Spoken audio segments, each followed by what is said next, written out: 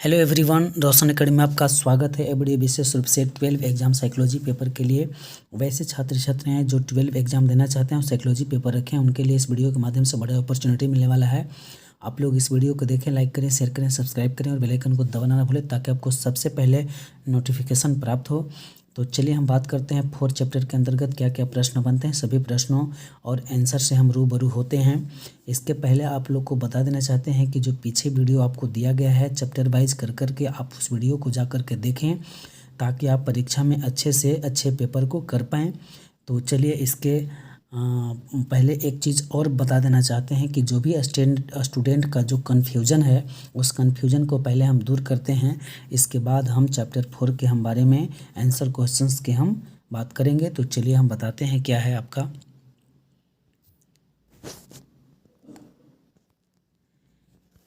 तो चलिए हम बात करते हैं। यहाँ एक रोयल जी हैं, उनका कहना है कि सर क्वेश्चंस 4 और 34 में क्या फ़र्क है। ठीक है, तो इसके बारे में हम चर्चा करते हैं और क्या है। तो चलिए हम बात करते हैं कि 4 और 34 में क्या अंतर है।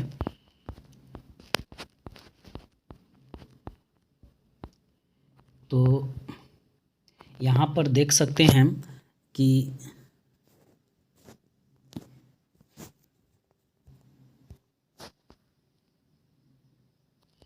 यहाँ पर देखेंगे कि जो पहला क्वेश्चंस है ऐसे रिलेटेड क्वेश्चंस होते हैं जो एक दूसरे से कुछ मिलते जुलते होते हैं, इस वजह से कन्फ्यूजन पैदा होते हैं। तो हम इससे पहले हम कुछ बता देना चाहते हैं। जो आपके 6 प्रश्न जो हैं इसके क्या जो मनोवैज्ञानिक हैं उनका क्या क्या कहना है, उनका क्या सिद्धांत है, उससे हम पहले हम रूबरू हो लेते हैं।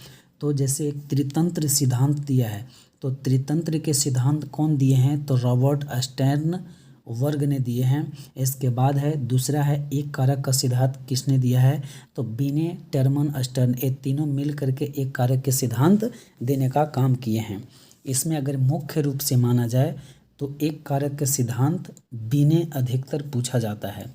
ठीक है, और इसमें सहयोगकर्ता टर्मन और स्टर्न थे। तो चलिए आगे देखते हैं। तीसरा नंबर दूसरा हो गया। तीसरा नंबर में देखते हैं द्विकारक का सिद्धांत कौन दिया है, तो द्विकारक का सिद्धांत स्पीयरमैन के द्वारा दिया गया है। और त्रिकारक के सिद्धांत भी स्पीयरमैन के द्वारा ही दिया गया है। द्विकारक और त्रिकारक किसके द्वारा दिया गया है, स्पीयरमैन के द्वारा। इसके बाद है पांचवा त्रिआयामी बुद्धि का सिद्धांत जेपी गिलफोर्ड के द्वारा दिया गया है। आपका इसी से रिलेटेड प्रश्न था ना कि त्रिआयामी बुद्धि को कितने श्रेणियों में बांटा गया है। हम इस पर चर्चा करेंगे थोड़ा देर के बाद। आप धैर्य बना कर रखें और थोड़ा लाइक करें, शेयर करें और सब्सक्राइब कर दें ताकि और भी स्टूडेंट को भला हो सके। तो चलिए आगे देखेंगे। छठा नंबर पे क्या है, बहुबुद्धि का सिद्धांत। त्रिआयामी और बहुबुद्धि ये दोनों में आप फ़र्क जानना चाहते थे कि दोनों में क्या फ़र्क है। ठीक है, तो हम इस पर हम चर्चा करेंगे मुख्य रूप से। आप एक बार आप शेयर ज़रूर करें। ठीक है, तो चलिए हम बताते हैं। त्रिआयामी पहले हम बताएंगे, इसके बाद हम बहुबुद्धि के बारे में हम चर्चा करेंगे। तो चलिए हम देखते हैं कि त्रिआयामी क्या कहता है।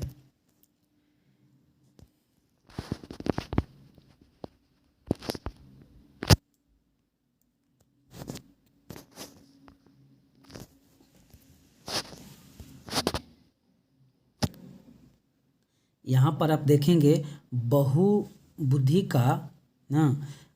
का त्रिआयामी संरचना सिद्धांत क्या है, बुद्धि का त्रिआयामी संरचना सिद्धांत। इसके प्रतिपादित कौन किया है ना, इसके प्रतिपादक कौन है या प्रतिपादित किसने किया है, तो जेपी गिलफोर्ड ने किया है। कौन किया है, जेपी गिलफोर्ड के द्वारा किया गया है।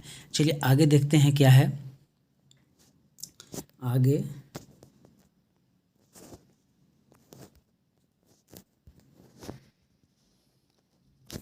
हाँ, जेपी गिलफोर्ड ना, यहाँ पे देखेंगे जेपी गिलफोर्ड ने बुद्धि के 3 आयामों को इस प्रकार वर्गीकृत किया है। जेपी गिलफोर्ड जो हैं वो बुद्धि को 3 आयामों में इस प्रकार वर्गीकृत करने का काम किए हैं। क्या है, पहला में है विषय वस्तु या सामग्री हम कहेंगे। दूसरा में संक्रिया या क्रियाएं या प्रक्रिया, ये तीनों एक ही चीज़ है। फिर तीसरा में है उत्पाद, यानी ये 3 आयाम में जेपी गिलफोर्ड ने बुद्धि को वर्गीकृत करने का काम किए हैं। अब हम चलते हैं पहला के अंतर्गत क्या क्या बनते हैं, कुछ पॉइंट्स बनते हैं, टॉपिक बनते हैं इसके अंतर्गत कि विषय वस्तु में क्या क्या आते हैं। तो चलिए हम बात कर लेते हैं।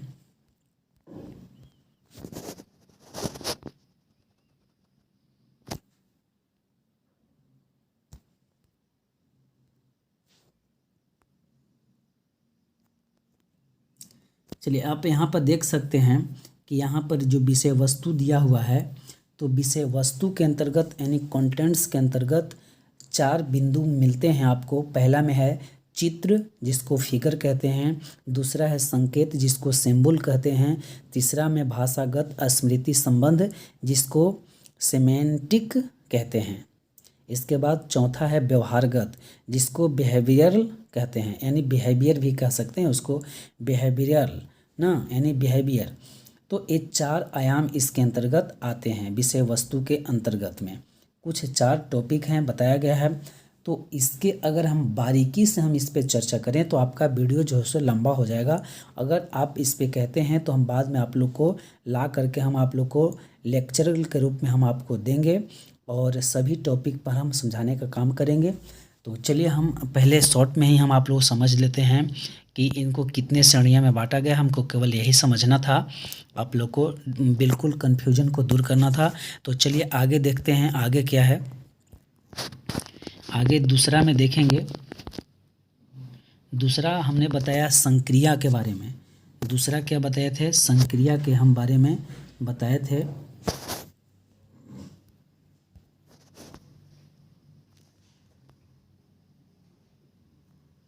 ना तो संक्रिया के बारे में आप यहाँ पर देख सकते हैं कि दूसरा में संक्रिया है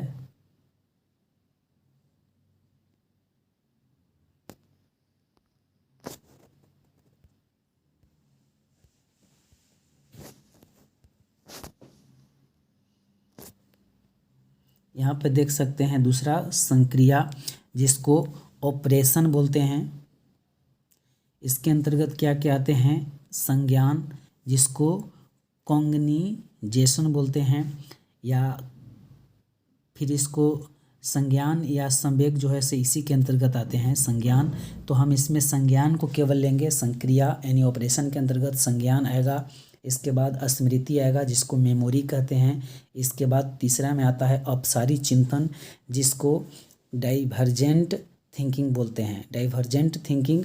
इसके बाद चौथा में आता है अभिसारी चिंतन जिसको कन्वर्जेंट थिंकिंग बोलते हैं। क्या बोलते हैं, कन्वर्जेंट थिंकिंग बोलते हैं। ठीक है, कन्वर्जेंट थिंकिंग बोलते हैं। इसके बाद पांचवा में जो आता है उसको मूल्यांकन यानी इवेल्युएशन कहते हैं। तो इस तरह से दूसरे आयाम में 5 जो है वो 5 प्रकार के अंतर्गत बटे हैं, 5 भाग में बटे हैं। पहला में था क्या आपका 3 भाग में बटा था, 4 भाग में बटा था और इसमें 5 भाग में बटा है। इसके बाद हम अगला में देखते हैं कि क्या है।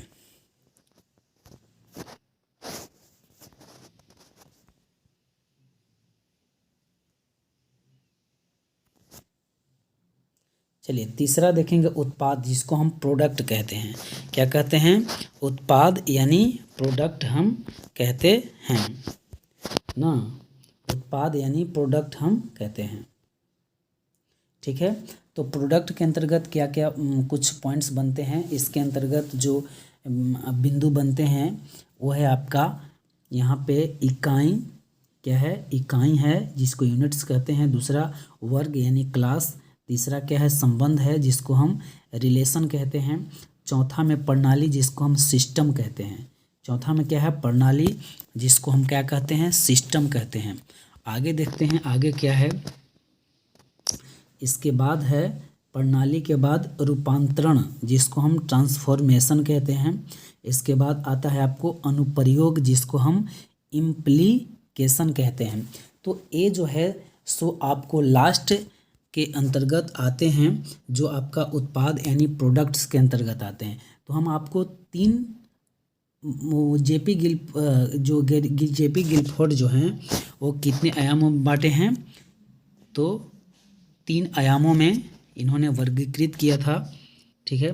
तो उसके अंतर्गत हम सभी पे हम रूबरू हो लिए, आप देख ही लिए यहाँ पे ना। तो पहला में कितना था 4, और दूसरा में कितना था 5, और तीसरा में कितना था 6, यानी 4 गुने 5 गुने 6 इक्वल टू 120, यानी 4 से 5 में गुना करेंगे तो 5 के 20 होगा ना, और गुने क्या हो जाएगा 6 है, तो 20 छक्का 20 से ना, 6 दूनी 12, तो यानी 120 हो जाएगा। यानी जो आपका क्वेश्चंस कह रहा था कि जो जेपी गिलफोर्ड ने दिए हैं, जेपी गिलफोर्ड के द्वारा जो दिया गया है श्रेणियाँ ना, जो श्रेणियाँ दिया गया था वो ना 180 होगा ना 150 होगा, एक कितना होगा 120 होगा, क्योंकि जो SCERT के जो बुक में दिया गया है उसमें आपको 120 बताया गया है। लेकिन होता क्या है कि जब आप हाई लेवल की बुक पढ़ेंगे या उसमें देखेंगे तो कभी आपको ज़्यादा मिलेगा, कभी कम मिलता है, किसी तरह से संशोधित होते रहता है, इस वजह से मिलता है। क्योंकि आपका जो बुक है, ये जो सिलेबस जो है से पुराना है, इस वजह से आपका बुक को ही मान करके चलना पड़ेगा, ठीक है। जो बुक में है उसी को एक्चुअल आपको मानना पड़ेगा। हमने आपको उच्च लेवल के हिसाब से इस तरह से हमने बात किए थे, लेकिन आपका बुक में जो दिया है उसके हिसाब से मानना पड़ेगा, ना आपका 150 होगा ना 180 होगा। अब आपको हम समझते होंगे कि आपका जो कन्फ्यूजन था वो आपको दूर हो गया होगा। तो चलिए हम आगे लेके चलते हैं। आपका बहुबुद्धि, आप एक बारे में पूछे थे बहुबुद्धि क्या होता है सर, तो चलिए हम बहुबुद्धि पर थोड़ा सा आपसे चर्चा कर लेते हैं। इसके बाद हम अभी तो डिटेल से हम नहीं बता सकते हैं क्योंकि टाइम बहुत कम है और ज़्यादा वीडियो लंबा होने के कारण इसको हम अलग से हम लेक्चरल के रूप में आपको दे सकते हैं। तो चलिए आगे बताते हैं क्या है।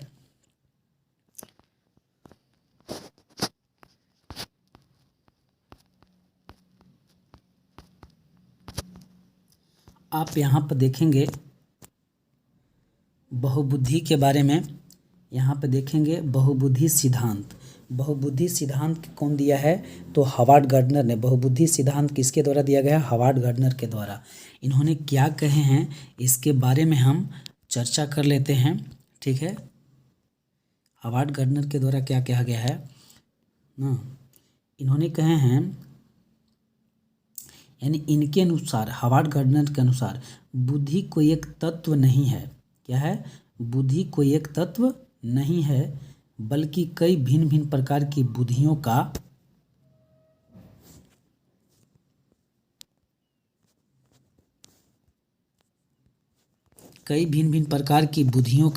बुद्धि एक तत्व उन्होंने नहीं माना है, बल्कि कई भिन्न भिन्न प्रकार की बुद्धियों का अस्तित्व होता है ना। यहाँ आपको दिखाई दिया होगा कि बुद्धि कोई तत्व नहीं है, बल्कि कई भिन्न भिन्न प्रकार की बुद्धियों का अस्तित्व होता है ना। बुद्धि एक तत्व नहीं होता है, बुद्धि कई भिन्न भिन्न प्रकार की बुद्धियों का अस्तित्व होता है। क्या माना है गिलफोर्ड ने ना, गिलफोर्ड के द्वारा कहा गया है। प्रत्येक बुद्धि एक दूसरे से स्वतंत्र रहकर कार्य करती है। यहाँ कहते हैं कि प्रत्येक बुद्धि जो है से एक दूसरे से स्वतंत्र रहकर कार्य करती है। इसका अर्थ यह है कि यदि किसी व्यक्ति में किसी एक बुद्धि की मात्रा अधिक है, यानी कोई भी व्यक्ति है और किसी व्यक्ति में ना, मान के चलिए कि एक व्यक्ति है, ठीक है, ये एक व्यक्ति हैं, तो इनके व्यक्ति में एक प्रकार की बुद्धि है, तो एक प्रकार की बुद्धि होने से, एक प्रकार की बुद्धि की मात्रा अधिक होने से, तो यह अनिवार्य रूप से यह इसका संकेत नहीं करता है कि उस व्यक्ति में किसी अन्य प्रकार की बुद्धि अधिक होगी ना। किसी भी व्यक्ति में किसी एक बुद्धि की मात्रा अधिक होते हैं तो यह अनिवार्य रूप से इससे यह संकेत नहीं करता कि उस व्यक्ति में किसी अन्य प्रकार की बुद्धि अधिक होगी या कम होगी या कितनी होगी, ये आप तय नहीं कर सकते हैं, ठीक है। चलिए आगे देखते हैं, आगे क्या है।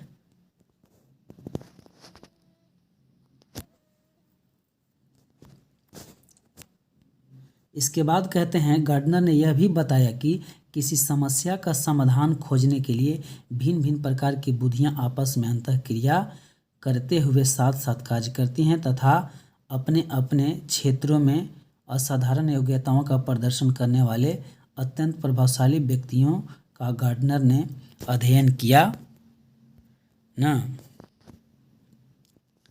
और इसके आधार पर 8 प्रकार की बुद्धियों का वर्णन किया है। इसके आधार पे कितने 8 प्रकार की बुद्धियों का वर्णन किया है। इसके आधार पर 8 प्रकार की बुद्धियों का वर्णन किया है। ठीक है, तो अब इसमें है कि गार्डनर का कहना है कि किसी समस्या का समाधान खोजने के लिए, जैसे हम एक सपोज डेट हम उदाहरण लेते हैं कि जब कोई व्यक्ति कोई काम करता है, कोई कार्य करता है और उसमें एक तरह से दिमाग लगाता है तो वह कार्य पूर्ण नहीं होता है, तो क्या करता है, दूसरे तरह से दिमाग लगाता है, तीसरे तरह से दिमाग लगाता है। नहीं, जब एक कोई ये वस्तु है, अब इसमें हमको कोई ढूंढ लेकर आना है, अच्छे से काम करना है, तो एक तरह से एक मेथड से काम नहीं करता है, तो चलो भाई एक मेथड से नहीं कर रहा है तो इसमें दूसरा मेथड, तीसरा मेथड, चौथा मेथड ना, पांचवा मेथड भी इस तरह से हम लगाने का काम करते हैं। तो यही क्या कह रहे हैं कि अंतःक्रिया करते हुए साथ साथ कार्य करती है। नहीं, यानी बुद्धि जो है, एक व्यक्ति में कई प्रकार के बुद्धि होते हैं, लेकिन वो जब समस्या में पड़ता है, कोई किसी तरह से किसी तरह के कोई समस्या का समाधान करने के लिए होता है, तो उस स्थिति में बुद्धि जो है सो अंतःक्रिया करते हुए साथ साथ बुद्धि कार्य करते हुए अपने अपने क्षेत्रों में असाधारण योग्यता का प्रदर्शन करने अत्यंत प्रतिभाशाली व्यक्तियों का गार्डनर ने अध्ययन किया है ना। तो प्रतिभाशाली व्यक्ति का ये कार्य है कि कौन व्यक्ति किस समय में जब समस्या का समाधान करने के लिए होता है तो कई तरह से अपने अपने बुद्धि यानी लॉजिक का इस्तेमाल करते हैं और इस्तेमाल करके अपने बुद्धि से उस कार्य को संपन्न करते हैं। तो चलिए हम जानते हैं कि आप लोग समझ गए होंगे इसको। तो चलिए आगे हम बताते हैं कि बुद्धि के जो 8 प्रकार जिन्होंने बताए हैं हॉवर्ड गार्डनर ने, देखिए यहाँ पे बुद्धि के 8 प्रकार जो हॉवर्ड गार्डनर ने बताए हैं वो क्या क्या हैं, उससे हम रूबरू आप लोग को कराते हैं। ऐसे बुद्धि के कहीं आपको 9 प्रकार मिलेंगे या कहीं 10 भी प्रकार मिलेंगे, लेकिन आपको SCERT में जो दिया गया है उसके हिसाब से आपको 8 प्रकार की बुद्धि है, क्योंकि इसी से आपका सिलेबस है। जो बुक आपका दिया है इसी के सिलेबस के अनुकूल आपका क्वेश्चंस आता है, तो आपको इसी से सीखना है, अलग तो जाना नहीं है, क्योंकि आपका सिलेबस से ही क्वेश्चंस आते हैं। तो चलिए हम इसके 8 प्रकार की बुद्धि से हम रूबरू होते हैं, दिखाते हैं आपको। पहला बुद्धि है भाषागत।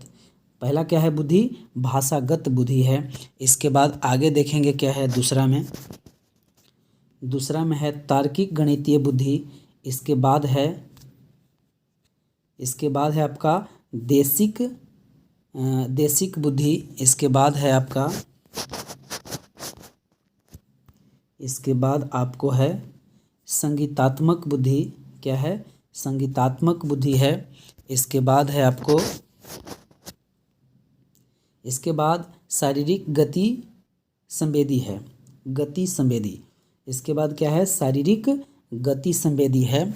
इसके बाद है आपको अंतवैयक्तिक बुद्धि है। इसके बाद आपको है अंतःवैयक्तिक बुद्धि। इसके बाद आपको है प्राकृतिक बुद्धि। इसके बाद आपका ये लास्ट है प्राकृतिक बुद्धि तक। ये 8 प्रकार की बुद्धियाँ हॉवर्ड गार्डनर ने क्या किए हैं? बताए हैं, जो आपका SCERT जो बुक में दिया गया है उसके हिसाब से। तो चलिए आप लोग हम जानते हैं वो कि रोयल जी इसके बारे में आपका कन्फ्यूजन दूर हो गया होगा, ठीक है। और एक बात आप समझ लें कि जो श्रेणियाँ के बारे में आप पूछ रहे थे गिलफोर्ड के बारे में, उस पर आप ध्यान देंगे और अच्छे से उसको देख लेंगे, क्योंकि कैसे 120 आया उसके हिसाब से आप ना 180 होगा ना 150 होगा, क्योंकि जो आपका बुक के हिसाब से दिया है उसके हिसाब से 120 होगा, ठीक है।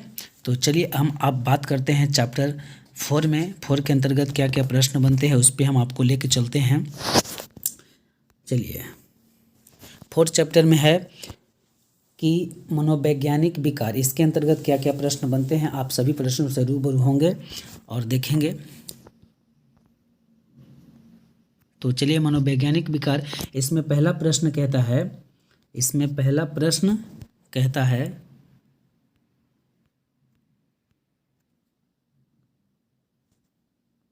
पहला प्रश्न बनता है DSM-4 TR में कितने आयाम हैं ना।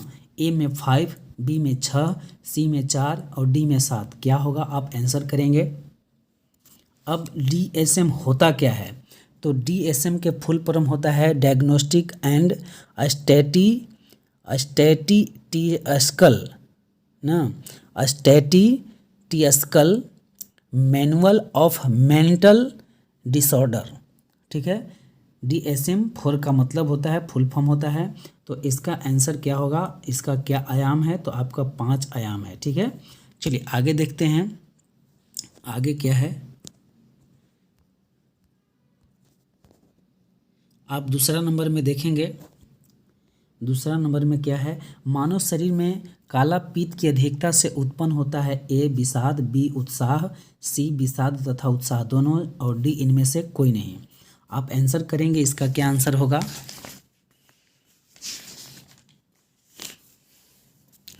तो इसका आंसर ए हो जाएगा विषाद। चलिए आगे देखते हैं आगे क्या है। 3 नंबर क्वेश्चंस में 3 नंबर कहता है DSM-4 के अनुसार निम्नांकित में से किसे दुश्चिंता विकृति की श्रेणी में नहीं रखा गया है। ए दुर्भीति, बी तीव्र प्रतिबल विकृति, सी रूपांतर विकृति, डी मनोग्रस्ती बाध्यता विकृति। इसमें क्या आंसर होगा आप बताएंगे। हमने पहले ही बता दिए हैं कि DSM-4 का मतलब क्या होता है। तो DSM-4 का मतलब होता है diagnostic and statistical manual of mental disorder. तो इसका आंसर क्या हो जाएगा, तीसरा के बताएंगे। तो तीसरा के सी आंसर हो जाएगा रूपांतर विकृति। चलिए आगे देखते हैं क्या है चौथा नंबर पे। चौथा नंबर में देखेंगे मनोविकलता के रोगी में सबसे ज़्यादा कौन सी विभ्रांति पाई जाती है। ए श्रवण विभ्रांति, बी दैहिक विभ्रांति और सी दृष्टि विभ्रांति और डी स्पर्शी विभ्रांति। क्या आंसर, इसका आंसर होगा आप बताएंगे।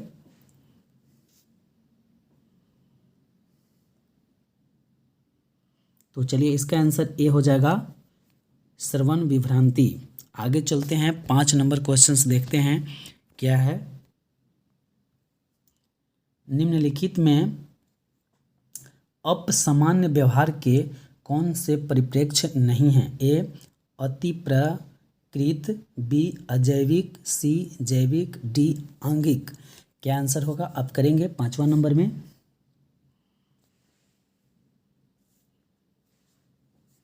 तो इसका बी आंसर हो जाएगा अजैविक।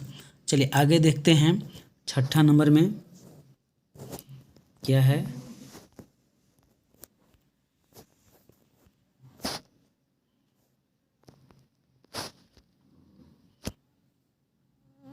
छठा नंबर क्वेश्चंस करेंगे।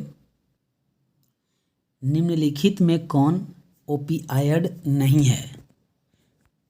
निम्नलिखित में कौन ओपियाइड नहीं है। ए मार्फिन, बी कफ सिरप, सी पीड़ानाशक गोलियां, डी LSD। क्या इसका आंसर होगा आप लोग करेंगे।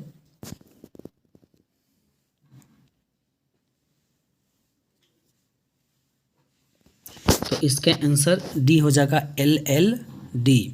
चलिए आगे देखते हैं 7वां नंबर क्वेश्चंस क्या है। निम्नलिखित में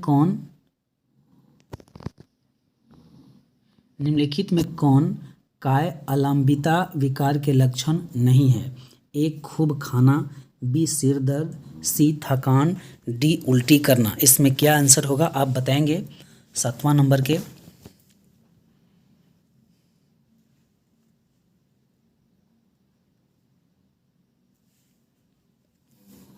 तो इसका ए आंसर हो जाएगा खूब खाना।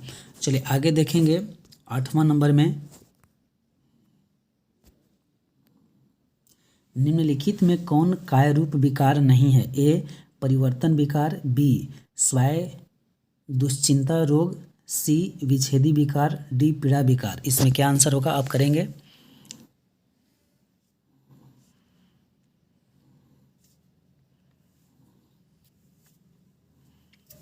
तो इसका आंसर हो जाएगा सी विच्छेदी विकार। चलिए आगे देखेंगे 9 नंबर में। 9 नंबर क्या क्वेश्चंस है, निम्नलिखित में कौन कैफीन नहीं है, A coffee, B chocolate, C cough syrup और डी कोको। इसमें क्या आंसर होगा आप करेंगे। चलिए इसका आंसर डी हो जाएगा कोको। आगे देखते हैं 10वां नंबर सवाल,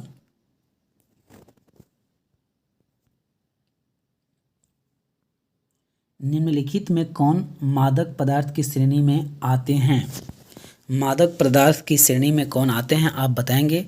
ए में गोंद, बी में पेंट, सी में सिगरेट और डी में उपयुक्त में से सभी। कौन होगा आंसर आप बताएंगे।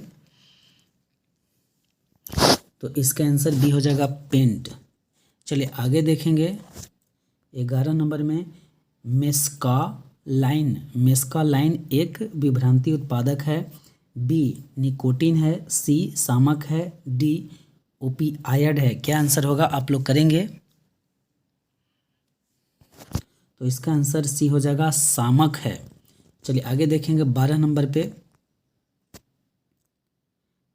विसामान्य कष्टप्रद अपक्रियात्मक और दुखद व्यवहार को कहा जाता है, ए सामान्य व्यवहार, बी अपसामान्य व्यवहार, सी विचित्र व्यवहार, डी इनमें से कोई नहीं। आप बताएंगे इसका क्या आंसर होगा 12 के।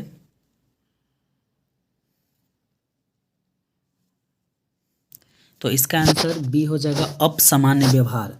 आगे चलते हैं 13 नंबर में, मनोगत्यात्मक चिकित्सा का प्रतिपादन निम्नलिखित में से किसने किया है, ए वाटसन, बी एडलर, सी आलपोर्ट, बी फ्रायड। इसका आंसर क्या होगा आप लोग बताएंगे।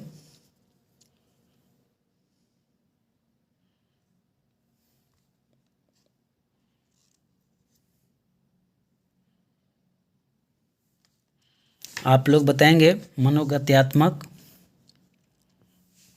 तो इसका आंसर डी हो जाएगा फ्रायड। चलिए आगे देखते हैं 14 नंबर प्रश्न में क्या है, विचारों, प्रेरणाओं, आवश्यकताओं अथवा उद्देश्यों के परस्पर विरोध के फलस्वरूप पैदा हुई विक्षोभ या तनाव की स्थिति क्या कहलाती है, ए द्वंद्व, बी तर्क, सी कुंठा, डी दमन। इसका क्या आंसर होगा आप बताएंगे। तो इसका आंसर ए हो जाएगा द्वंद्व। चलिए आगे देखते हैं 15 नंबर सवाल क्या है,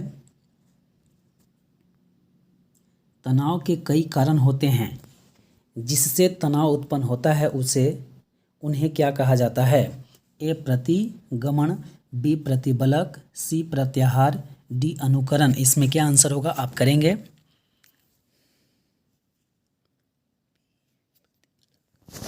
इसका आंसर बी हो जाएगा प्रतिबलक। चलिए आगे देखते हैं 16 नंबर में, सामान्य अनुकूलन संलक्षण में कितनी अवस्थाएं पाई जाती है, ए 3, बी 2, सी 4, डी 5। कौन आंसर होगा आप करेंगे।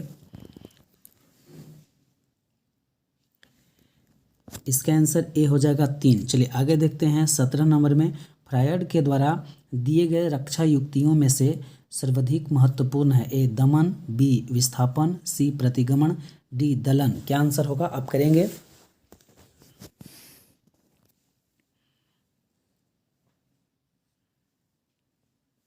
तो इसका आंसर ए हो जाएगा दमन। चलिए आगे देखते हैं 18 नंबर में क्या है, निम्नांकित में कौन मनोवैज्ञानिक विकारों के वर्गीकरण का नवीनतम पद्धति है ना, निम्नांकित में कौन मनोवैज्ञानिक विकारों के वर्गीकरण का न्यूनतम पद्धति है, ए DSM-3, बी DSM-4, सी ICD-9 और डी WHO। क्या होगा आप लोग बताएंगे। मनोवैज्ञानिक विकारों के वर्गीकरण, ये मानसिक विकार है, मनोवैज्ञानिक मानसिक विकार से रिलेटेड है, व्यवहारात्मक मनोवैज्ञानिक मानसिक विकार है। इसमें क्या आंसर होगा आप लोग बताएंगे। तो इसका आंसर बी होगा, हमने पहले ही बताया DSM-4, जो कि diagnostic and statistical manual of mental disorder है। ठीक है, यह एक मानसिक रोगी के लिए विकार है, मानसिक रोगी का विकार है। ठीक है, इसी पर जब 10वां संस्करण बना ICD-10, तो इसमें WHO का भूमिका था, जो वर्ल्ड हेल्थ ऑर्गेनाइजेशन के अंतर्गत आता है। चलिए आगे देखते हैं 19 नंबर में क्वेश्चंस क्या है। निम्नलिखित में कौन असामान्य व्यवहार से संबंधित नहीं है? ए मानसिक असंतुलन, बी क्रोमोसोम असमानता, और सी याददाश्त का कमजोर होना, और डी शरीर गठन। इसमें क्या आंसर होगा आप बताएंगे?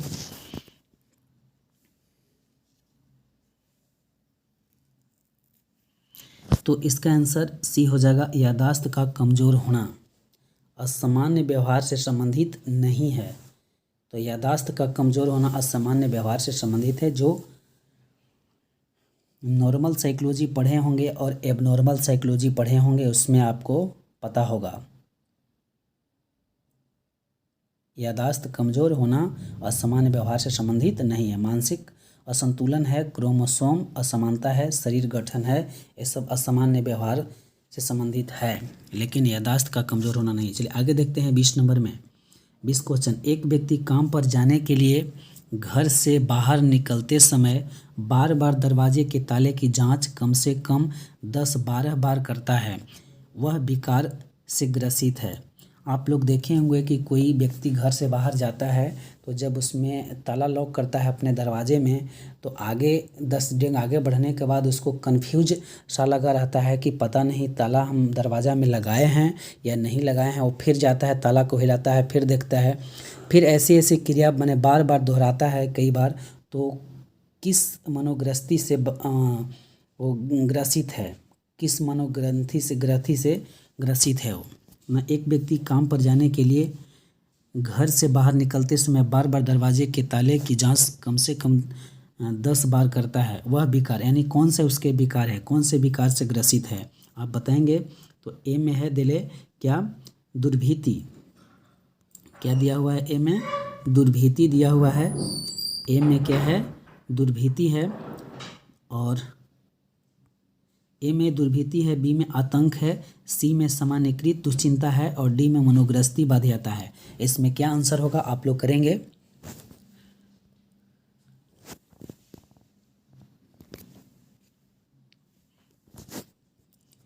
चलिए इसका आंसर हो जाएगा,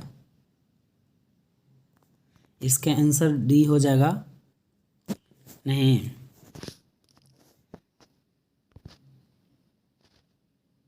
इसका आंसर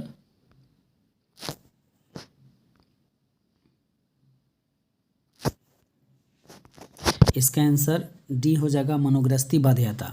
जब कोई व्यक्ति दरवाज़ा पर एक बार ताला लगाता है और बार बार उसको कंफ्यूज में रहता है, 10 डेग जाता है, फिर आता है, देखता है, चेक बार बार करता है, वो मनोग्रसित बाध्यता से ग्रसित होता है। चलिए आगे देखते हैं 21 नंबर में क्वेश्चंस क्या कहता है।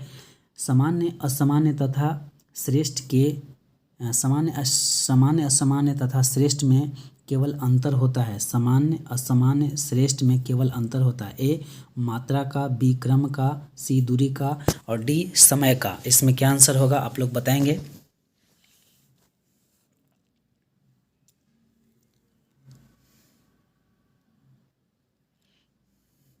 तो इसका आंसर ए हो जाएगा, मात्रा का। चलिए आगे देखते हैं 21-22 में। हेरोइन एक प्रकार का कोकीन है, बी कैनेबिस है, सी ओपियाइड है, डी कैफीन है। क्या इसका आंसर होगा 22 के? तो इसका आंसर सी हो जाएगा, ओपियाइड है। चलिए आगे देखेंगे 23 नंबर क्वेश्चंस क्या कहता है। मानसिक अस्वस्थता का प्रमुख लक्षण है।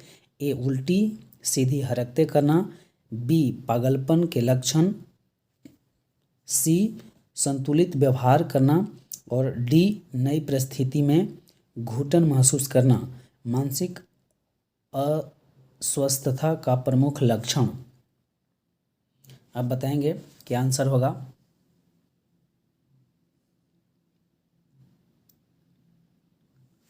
इसका सी आंसर हो जाएगा, संतुलित व्यवहार न करना। संतुलित व्यवहार करना क्या है? मानसिक अस्वस्थता का प्रमुख लक्षण है। चलिए आगे देखेंगे 24 नंबर में। द्विध्रुवीय विकार के 2 ध्रुव है। ए तर्क संगत तथा अतर्क संगत चिंतन, बी मनोग्रस्ती तथा बाध्यता, सी स्नायु विकृति तथा विक्षिप्ति, डी उन्माद तथा विषाद। क्या होगा इसका आंसर बताएंगे?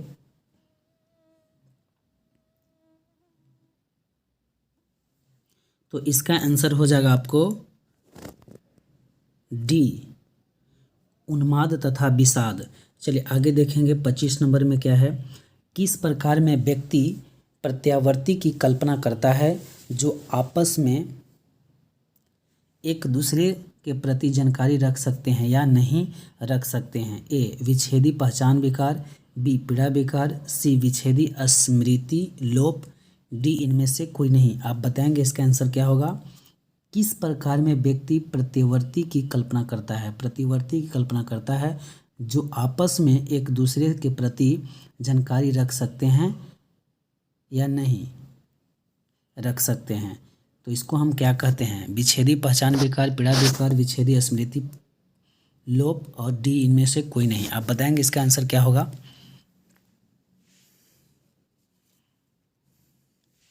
तो इसका आंसर ए हो जाएगा, विच्छेदी पहचान विकार। चलिए आगे देखते हैं 26 नंबर क्वेश्चन क्या कहता है। उत्तर अभिधातज दबाव विकार के लक्षण होते हैं। ए बार बार आने वाले स्वपन, बी एकाग्रता में कमी, सी संवेगिक शून्यता का होना, डी उपयुक्त में से सभी। इसका आंसर क्या होगा आप लोग बताएंगे? उत्तर अभिधातज दबाव विकार के लक्षण।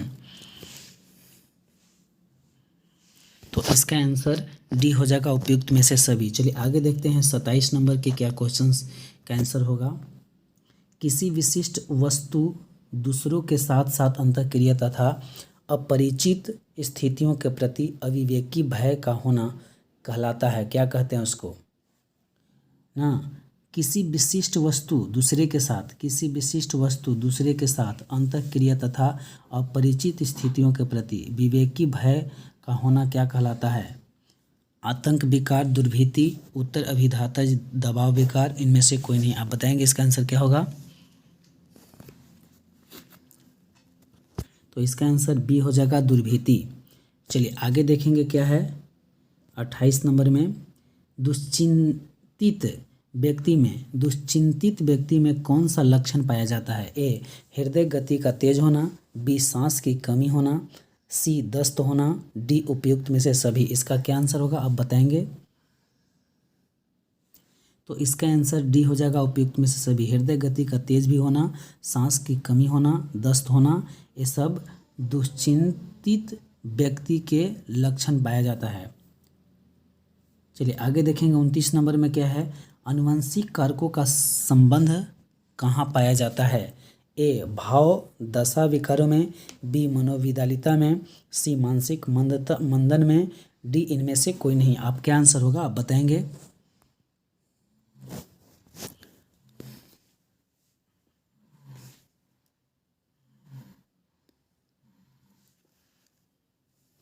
तो चलिए इसका आंसर डी हो जाएगा, उपयुक्त में से सभी। आगे देखेंगे 30 में। दुश्चिंता विकार का संबंध किससे है? दुश्चिंता विकार का संबंध किससे है? ए डोपामाइन से, बी सीरोटिनिन से, गामा सी एमिनो ब्यूटीरिक एसिड से। चलिए आगे देखेंगे 31 नंबर में क्या है। निम्नलिखित में किसने सर्वांगीण उपागम को विकसित किया? ए प्लूटो, बी वायु, सी पार्कर, डी सभी। इसमें क्या आंसर होगा आप बताएंगे?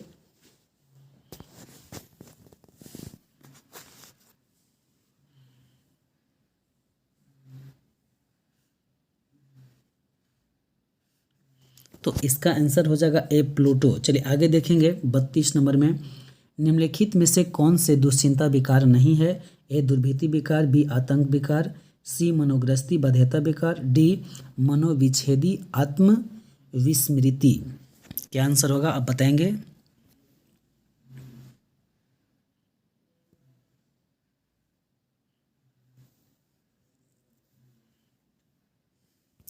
तो इसका आंसर डी हो जाएगा, मनोविच्छेदी आत्म विस्मृति। चलिए आगे देखेंगे। बार बार हाथ धोना किसी चीज को छूना, एक मिनट, बार बार हाथ धोना किसी चीज को छूना या गिनना मानसिक विकार के लक्षण है। बार बार हाथ धोना, किसी चीज़ को छूना या गिनना मानसिक विकार के लक्षण है। दुर्भिति विकार, बी मनोग्रस्ती बाध्यता विकार, सी आतंक विकार, डी इनमें से कोई नहीं। आप बताएंगे 33 के क्या आंसर होगा? तो इसका आंसर बी हो जाएगा मनोग्रस्ती विकार। क्या होगा? मनोग्रस्ती विकार हो जाएगा ना, मनोग्रस्ती बाध्यता विकार होगा। जैसे होता है क्या कि आदमी कुछ काम करता है तो हाँ हाथ धोता है तो लगता है कि नहीं, फिर यार कुछ लगा हुआ रह गया, फिर धोता है जा कर के। और जैसे किसी चीज़ को छूता है तो भी लगता है कि हाथ धोता है, या गिनने में कंफ्यूज ज़्यादा होता है। ठीक है, काउंटिंग करके आएगा, फिर लगता है कि वो कम रहा है, उसको फिर जाके एक बार गिनेगा, फिर गिनेगा, इस तरह से बार बार उसको क्रिया को दोहराते रहता है। वो जो व्यक्ति होता है वो मनोग्रस्ती बाध्यता विकार से ग्रसित होता है, मनोग्रस्ती बाध्यता विकार से ग्रसित होता है, जो इस कारण करता है। चलिए आगे देखते हैं 34 नंबर में क्या है। कायरूप विकार निम्न में से कायरूप विकार निम्न में किससे संबंधित है? ए शारीरिक समस्या से, बी मनोवैज्ञानिक समस्या से, सी आनुवंशिक समस्या से, डी दैवीय समस्या से। इसमें क्या आंसर होगा आप लोग बताएंगे? कायरूप विकार, इसका आंसर ए हो जाएगा शारीरिक समस्या से। चलिए आगे देखते हैं 35 नंबर में क्या है। 35 नंबर में देखेंगे सभी एल्कोहल पेय पदार्थ होता है, सभी एल्कोहल पेय पदार्थ होता है मिथाइल एल्कोहल, बी ए में मिथाइल अल्कोहल, बी में एथाइल अल्कोहल, सी में कीटोन, डी में इनमें से कोई नहीं। आप बताएंगे इसका आंसर क्या होगा? तो इसका आंसर बी हो जाएगा एथाइल अल्कोहल। आगे देखेंगे 36 नंबर में निम्नलिखित में से कौन मादक पदार्थ है? ए कैफीन, बी गांजा, सी भांग, डी उपयुक्त में से सभी। क्या इसमें आंसर होगा? कैफीन कौन मादक पदार्थ है? कौन मादक पदार्थ है आपको बताना है।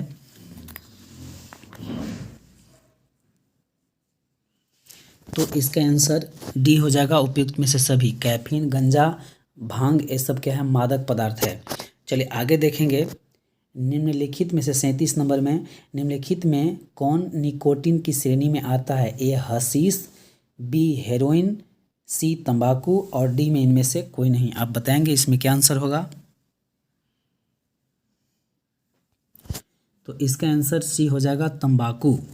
चलिए आगे देखते हैं 38 नंबर में गांजा एक प्रकार का कैफीन है, कोकीन है, कैनेबिस है, डी में कीटोन की निकोटीन है। क्या है आप बताएंगे? कैफीन, कोकीन, कैनेबिस और डी में है निकोटीन। आप बताएंगे क्या आंसर होगा? गांजा एक प्रकार का क्या है?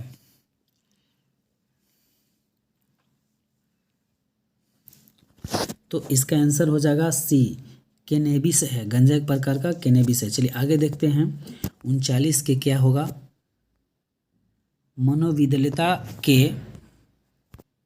मनोविदलिता के उप प्रकारों में कौन सा एक नहीं है?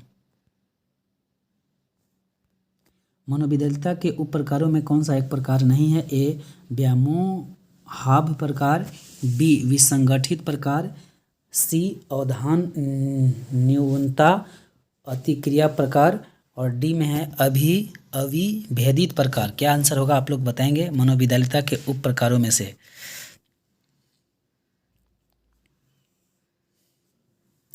इसका आंसर सी हो जाएगा अवधान न्यूनता अतिक्रिया प्रकार। चलिए आगे देखेंगे 40 नंबर में अगर कोई व्यक्ति में उन्माद तथा विषाद दोनों तरह की मानसिक अवस्थाएं क्रम से होती है, कोई व्यक्ति में उन्माद विषाद दोनों तरह की मानसिक अवस्थाएं क्रम से होती है तो DSM-4 में क्या संज्ञा दी गई है? ए उत्साह विषाद मनोविक्षिप्तता, बी द्विध्रुवीय विकार, सी मुख्य विषाद, डी मनः स्थिति विकार। इसमें क्या आंसर होगा आप लोग बताएंगे? आप लोग बताएंगे क्या आंसर होगा? तो इसका आंसर हो जाएगा बी द्विध्रुवीय विकार। चलिए आगे देखेंगे 41 नंबर में बुलिमिया एक ऐसी विकृति है जिसमें रोगी को भूख,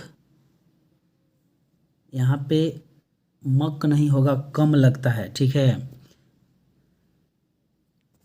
भूख जो है कम लगता है, यहाँ होना चाहिए, मक लिखा गया है, यहाँ पे कम लगता है होगा, ठीक है। बुलिमिया एक ऐसी विकृति है जिसमें रोगी को भूख कम लगता है। बी में है प्यास अधिक लगता है, बी में प्यास अधिक लगता है, सी में है भूख अधिक लगता है, डी में प्यास कम लगता है। इसमें क्या आंसर होगा आप लोग करेंगे। वो टाइपिंग मिस्टेक हो गया था, इस वजह से मक लिखा गया है, कम के, भूख कम लगता है होना चाहिए। बुलिमिया एक ऐसी विकृति है जिसमें रोगी को क्या होता है,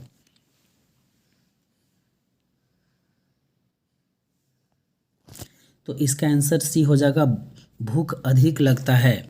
बुलिमिया वाले रोगी को क्या होता है, भूख अधिक लगता है। बुलिमिया एक ऐसी विकृति है जिसमें रोगी को भूख अधिक लगता है। चलिए आगे देखते हैं 42 नंबर में।